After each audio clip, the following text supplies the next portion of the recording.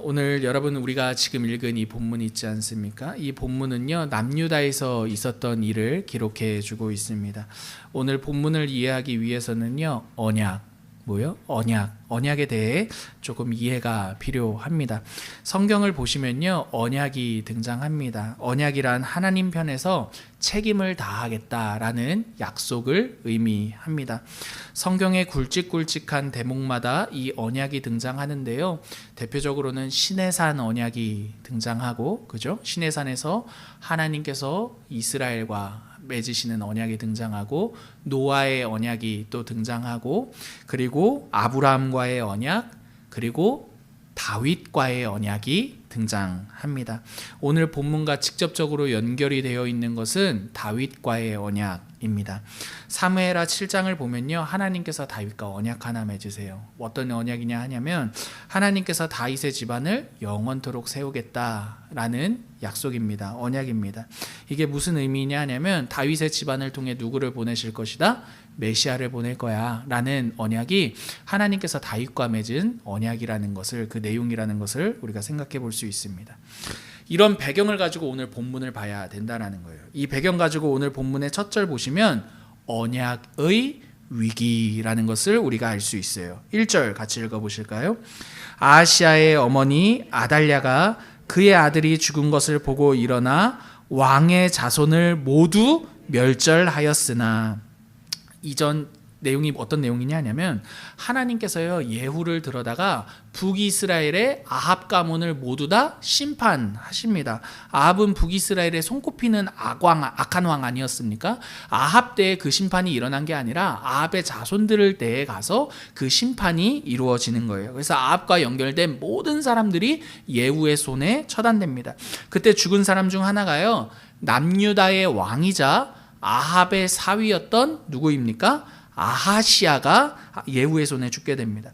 여러분 여기서 사위라는 것은요 우리가 생각하는 그런 직접적인 사위가 아니라요 좀 더 넓은 개념의 사위입니다. 왜냐하면 히브리어에서 사위라고 할 때 사위는 오늘 우리가 쓰는 사위도 포함되지만 사위의 아들까지도 사위의 개념에 포함되는 용법이 히브리어에서의 사위라는 이 단어이기 때문입니다. 때문에 아하시아가 그런 상황인 거예요. 왜냐하면 아하시아의 어머니가 아합의 딸인 아달랴였기 때문입니다. 그러니까 생각해 보세요. 아하시아를 사위라고 하는데 지금 이건 직접적인 1대1의 이 사위, 우리나라 개념에서의 사위가 아니라 사위의 아들, 아합의 사위의 아들을 아하시아인데 그 아하시아까지도 사위라고 히브리어 이 용법에서 말한다라는 것이죠. 이 아달랴, 그러니까 아하시아의 어머니 빼고 다 모든 아합 가문들은 다 죽은 거예요. 근데 아달랴가 남유다에 시집 왔거든요. 근데 남유다를 딱 아달랴가 보니까 지금 어떤 딱 상황인 겁니까? 자기가 남유다의 왕권을, 자기는 북이스라엘 아합 집안의 사람인데 딱 보니까 아하시아가 날아갔어요. 죽었어요. 그러고 나니까 이거 내가 남유다 딱 한번 잡을 수 있겠는데 싶은 겁니다. 그래서 여러분 1절 보십시오. 아달랴가 그의 아들이 죽은 것, 그러니까 아하시아가 죽은 것을 보고 일어나 왕의 자손을 모두 멸절하였으나, 여러분 여기서 왕의 자손은 무슨 말이냐면 남유다의 다윗의 자손을 의미합니다. 다윗의 씨를 통해 이어지는 그 왕자들을 모두 어떻게 했다? 멸절하려 했다라고, 그런 계획을 세웠다라고 말합니다. 여러분 여기서 1절 보시면 왕의 자손이라고 할 때 이 자손은요 우리나라 말로 한글 성경에는 자손이라고 번역되었지만 히브리어로 직역하면 씨라는 의미입니다. 씨. 그래서 여러분 이 씨라는 말은요 하나님께서 다윗과 언약을 맺으실 때 언약적 용법이거든요. 너희 집안을 내가 영원토록 세울 거야. 너의 집안과 내가 언약해서 너희 집안을 통해 내가 메시아를 줄 거야. 여러분 그럼 다윗의 이 씨가 말라서는 됩니까? 안 됩니까? 안 되는 거죠. 언약을 맺었으니까. 여러분 오늘 이 본문은요 하나님께서 다윗과 맺으신 자신의 언약을 어떻게 신실하게 지켜내시는가와 관련되어 있는 본문이 오늘 우리가 읽은 본문의 내용이라는 것입니다. 여러분, 아달랴는요 아합과 이세벨의 딸입니다. 아합과 이세벨은요 북이스라엘의 아주 손꼽히는 악한 사람들이었습니다. 그 부모와 마찬가지로 아달랴도요 여러분 하나님 보시기에 아주 악한 사람이었던 거죠. 그 결과가 오늘 1절에 다윗의 씨를 어떻게 할 것이다? 말라 비틀어지게 할 것이다. 이런 계획을 세운 것이죠. 그 상황 가운데 겨우 살아남은 한 사람이 있어요. 그 사람의 이름이 무엇이냐 하면 요아스입니다. 2절 같이 읽어볼게요. 2절 요람 시작. 요람 왕의 딸 아하시아의 누이 여호세바가 아하시아의 아들 요아스를 왕자들이 죽임을 당하는 중에서 빼내어 그와 그의 유모를 침실에 숨겨 아달랴를 피하여 죽임을 당하지 아니하게 한지라. 요아스가 극적으로 살아날 수 있었던 건 고모 여호세바 때문이었습니다. 고모가 있었는데 여호세바가 유일하게 한 사람, 다윗 자손에 유일하게 남은 그 한 사람 요아스를 이렇게 숨긴 것이죠. 6년간 숨겨서 그를 보호하는데요. 이때 나이가 이제 막 태어난 아가입니다. 아가. 여러분, 이 6년 동안 보호했다라는 것은 단순히 그냥 보호했다 이 차원이 아니라 이 여호세바가 하나님이 다윗의 집안에 약속하신 그 언약을 기억하는 사람이었다라는 것을 암시하는 대목이 됩니다. 실제로 이 여호세바의 남편이 누구냐 하냐면 이제 곧 등장하는 여호야다거든요. 여호야다, 요아스를 왕으로 추대하는 제사장 여호야다인데, 여호야다가요 7년째 되는 해에 요아스를 남유다의 왕으로 세우는 일을 실행하는데, 이것도 무슨 장면입니까? 여호야다 역시도 무엇을 기억하고 있습니까? 하나님께서 다윗과 맺으신 그 언약을 기억하고 있다라는 것을 말해주는 거죠. 그러니까 때문에 이 부부가 모두가 다 무엇을 기억하고 있습니까? 하나님이 다윗의 집안과 맺으신 그 언약을 기억하며 이 상황을 대하고 있다라는 것이죠. 여호야다가요 백부장과 호위병들을 불러서요 이 7년이 되는 해에, 숨긴 지 이제 6년 지나 7년이 되는 해에 요아스를 왕으로 세울 계획을 구체적으로 실행합니다. 그게 4절이에요. 4절 읽어볼게요. 시작. 7째 해에 여호야다가 사람을 보내 가리 사람의 백부장들과 호위병의 백부장들을 불러 데리고 여호와의 성전으로 들어가서 그들과 언약을 맺고 그들에게 여호와의 성전에서 맹세하게 한 후에 왕자를 그들에게 보이고, 요 왕자는요 요아스인 겁니다.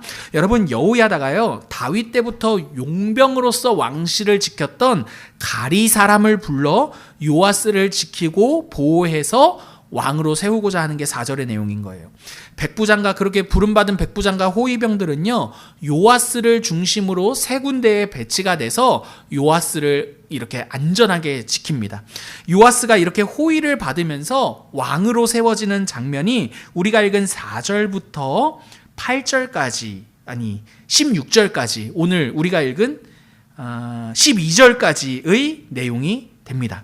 우리 12절 같이 한번 읽어볼게요. 12절입니다. 여호야다가 왕자를 인도하여 내어 왕관을 씌우며 율법책을 주고 기름을 부어 왕으로 삼음에 무리가 박수하며 왕의 만세를 부르니라. 이 요아스를 이제 왕으로 세우는 거예요. 7년 만에. 이제 숨기고 있다가, 아달랴가 그때까지는 횡포를 부리고 있었는데 그때까지는 쥐죽은 듯이 있다가 계속 하나님의 언약을 기억하며 때가 되었을 때 요아스를 왕으로 추대합니다. 요아스가 12절 보니까 왕으로 세워지게 될 때 특별한 내용 하나, 주목할 만한 내용이 있는데 그것은 바로 율법책입니다. 율법책을 요아스에게 주었대요. 율법은 하나님의 말씀이고 하나님의 말씀은 곧 하나님 자신이시죠. 즉 요아스가 왕으로 세워지는 것은 누구에 의해 세워지는 것이다?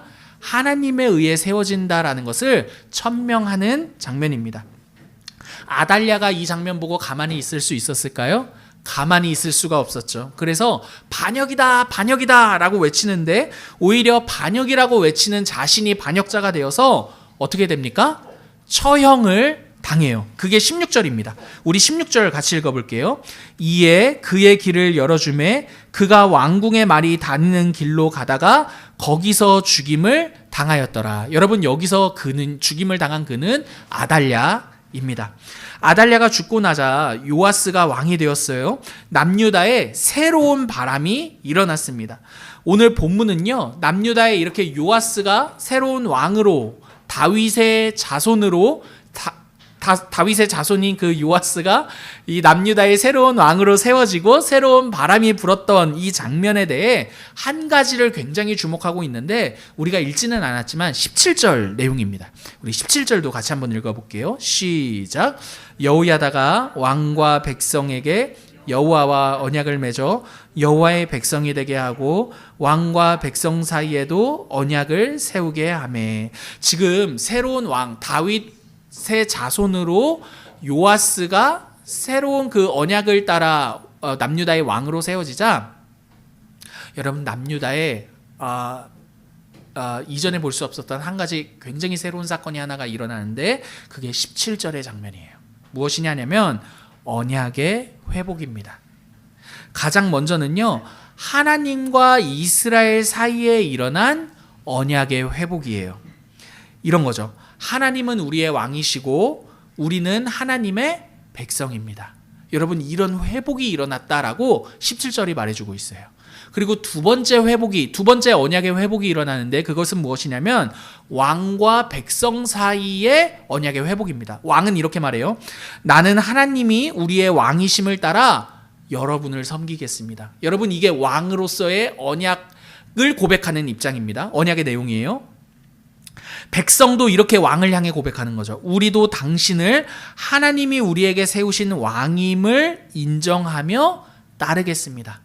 그래서 여러분, 지금 남유다의 요아스가 왕으로 세워지자 언약의 회복이 일어나는데, 정리하면 첫 번째, 하나님과 이스라엘 간의 언약이 회복됩니다. 그리고 왕과 백성 사이의 언약이 회복됩니다. 그러니까 언약의 회복은 모든 질서의 회복이고 모든 관계의 회복이고, 이거를 성경은요 샬롬이라고 말해요. 샬롬이라고. 여러분, 이렇게 언약이 회복된 남유다의 상태를 때문에 오늘 본문 20절 보니까 눈으로 따라와 보세요. 이렇게 말합니다. 온 백성이 즐거워했고 온 성이 무엇하였다? 평온하였다라고 말합니다. 여러분, 여기까지의 내용 가지고서요 오늘 본문이 우리에게 주는 교훈을 한번 살펴볼게요. 오늘 우리가 함께 살핀 이 본문이 우리들에게 주는 교훈은요, 하나님께서 자신의 백성들에게 얼마나 신실한가에 대한 내용입니다. 우리가 하나님의 신실함을 의심하는 데 있어서 가장 큰 적은요 아달랴입니다. 아달랴예요. 우리의 삶을 가만 보면 아달랴가 힘을 가진 때와 같은 상황들을 만나게 돼요. 아달랴가 다스린 6년이, 남유다의 6년이 어떠했습니까? 다윗의 시, 그 언약의 백성이 숨어 있을 수밖에 없었고요. 하나님의 약속은 보였습니까? 보이지 않았습니까? 전혀 보이지 않았습니다. 아달랴가 너무나 커 보였기 때문에 하나님의 약속, 하나님의 뜻, 하나님의 존재가 부재한 것처럼 보였죠. 근데 우리 삶도 이와 같다라는 거예요. 우리가 당면한 여러 문제들을 볼 때면 아달랴가 남유다를 다스리는 꼭 그 6년과 매우 비슷합니다. 하나님은 보이지 않아요. 또 하나님은 계시지 않는 것처럼 느껴지지 않습니다. 계시지 않는 것처럼 생각이 되는 거죠. 다윗의 씨는 숨어 있어요. 때문에 아무런 희망이 없는 것과 같은 그 남유다의 상황과 우리의 인생이 매우 비슷하다라는 것입니다. 여러분, 이때 우리 모두에게 굉장히 힘이 든 사실은요, 하나님이 전혀 느껴지지 않는다라는 사실입니다. 생각해 보십시오. 여러분, 남유다의 그 6년, 여우세바가 요아스를 숨겼던 그 6년, 그리고 여호야다 그 제사장이 기다렸던 그 6년. 여러분, 그 6년은요 자신들에게 하나님이 느껴지지 않는 6년이었고 미래에 대한 희망조차 느낄 수 없었던, 바라볼 수 없었던, 그리고 또 언제까지 기다려야 하는지 조차 알 수 없었던 그러한 아주 힘든 6년이라는 시간이었겠죠. 그러나 그럼에도 여러분, 오늘 본문에서 우리들에게 말해주는 분명한 사실 한 가지는요, 하나님께서 자신의 약속에 어떠하시다? 성실하시며 신실하시다라는 사실입니다. 아달랴가 모든 것을 쥐고 있는 것 같은 그 6년의 그때에도 하나님은 자신의 약속을 꺼뜨리지 않으셨다라는 것이죠. 여러분, 물론 하나님의 성실하심과 하나님의 신실하심을요, 이 자리에 모여있는 우리 모두가 모르는 내용은 전혀 아닐 것입니다. 우리 모두도요, 하나님이 신실하셔. 그래, 하나님 신실한 거 누가 몰라? 하나님 성실한 거 누가 몰라? 모두가 머리로 다 아는 사실일 것입니다. 그러나 여러분, 여기서 안다라는 것은요, 나도 알아. 여러분, 이런 의미가 아니라요, 오늘 본문 속 여호야다와 이 여호세바와 같이 하나님을 기다리는 것입니다. 사랑하는 성도 여러분, 하나님의 신실하심을 믿는 사람의 가장 결정적인 태도는요, 바로 기다림입니다. 우리에게는 기다리는 것 외에는요, 다른 믿음의 태도가 없습니다. 여러분, 믿음이 무엇입니까? 하나님의 신실하심을 기다리는 것이죠. 문제는 이 기다림이요, 지루해요. 그리고 이 기다림의 과정이요, 굉장히 실망스럽다라는 점입니다. 한번 생각해 보십시오. 아까도 언급하기는 했지만 요아스를 숨겨놓고 기다리는 그 6년, 결코 쉽지 않았을 것입니다. 분명 그들은요, 하나님 이때가 맞습니까? 라고 계속해서 물었을 것입니다. 뿐만 아닙니다. 하나님의 신실하심과 그분의 그 성실하심, 그 언약을 맺으신 그 하나님에 대해서 계속해서 의심했을 것입니다. 그러나 그들은요, 기다림 끝에 무엇을 확인하게 됩니까? 하나님의 신실하심을 확인하게 됩니다. 그리고 하나님의 신실하심을 확인하는 그때 기다리면서 자신들이 겪었던 불안과 염려와 갈등과 근심을 넘어 더 큰 영광스러운 환희를 경험하게 되는 것이죠.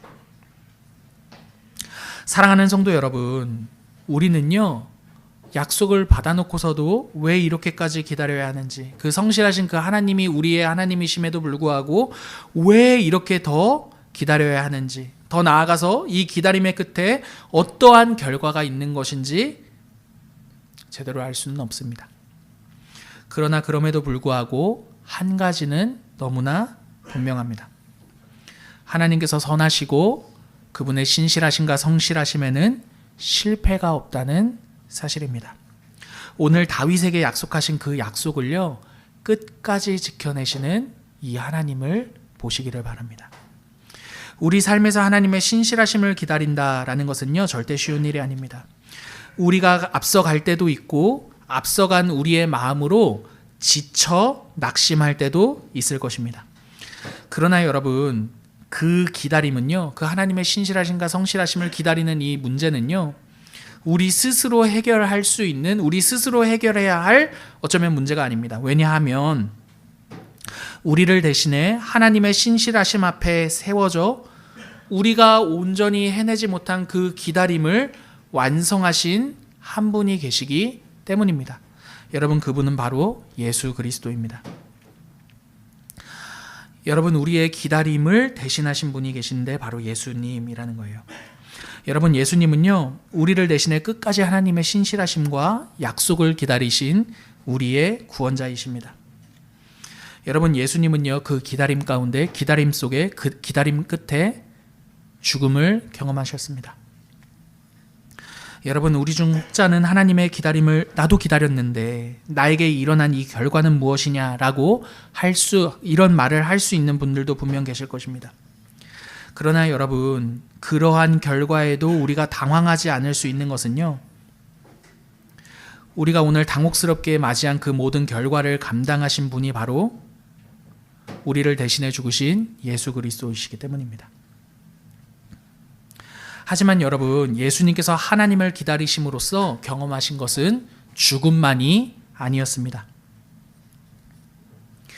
궁극적으로 예수님께서요, 하나님을 끝까지 기다리심으로 그분을 통해 궁극적으로 드러난 그 기다림 끝에 궁극적으로 나타난 그 내용은요, 여러분, 바로 부활입니다. 모든 것을 온전하게 하시는 그 하나님의 성실하심이요, 예수 그리스도의 기다림 끝에 부활로 나타난 것입니다. 여러분, 예수님의 부활은요, 우리가 하나님의 성실하심과 신실하심을 기다린 그 끝에 결국에 이루어질 완성입니다. 그러므로 사랑하는 성도 여러분, 하나님의 신실하심을 기다리는 중에 낙심하지 마시기를 바랍니다. 여러분, 그 기다림의 끝에 무엇이 있는지를 보십시오. 예수 그리스도가 그 기다림의 끝에 우리를 대신하여 무엇을 이루셨는지를 보십시오. 그 끝은 부활이며 완성이고 모든 것의 회복이었습니다. 그래서 여러분, 오늘 본문은요, 그 기다림의 끝에 대해서 20절에 이렇게 말하는 것이죠. 온 백성이 즐거워하였고 온 성이 평온하였더라 라고 말입니다. 여러분, 이 약속이 있는 우리들에게 오늘 본문은 우리를 향해 도전하며 우리를 위로하고 있습니다. 뭐라고 도전하며 위로합니까? 우리가 하나님을 기다리는 그 모든 시간들은요, 절대로 후회와 낙심으로 귀결되지 않을 것이라고 말입니다. 여러분, 우리가 기다렸는데 그 기다림 끝에 우리를 기다리고 있을 법한 모든 낙심과 실망의 모든 결과는요, 그리스도께서 대신 담당하셨습니다. 여러분, 그게 십자가의 사건이라는 걸 기억하십시오.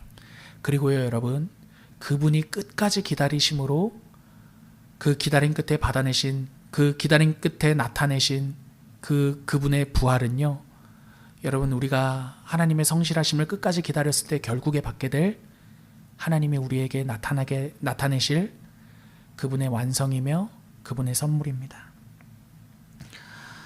여러분, 예수님은요, 우리가 하나님을 고대하고 기다리는 모든 것의 완성이 되시는 거죠.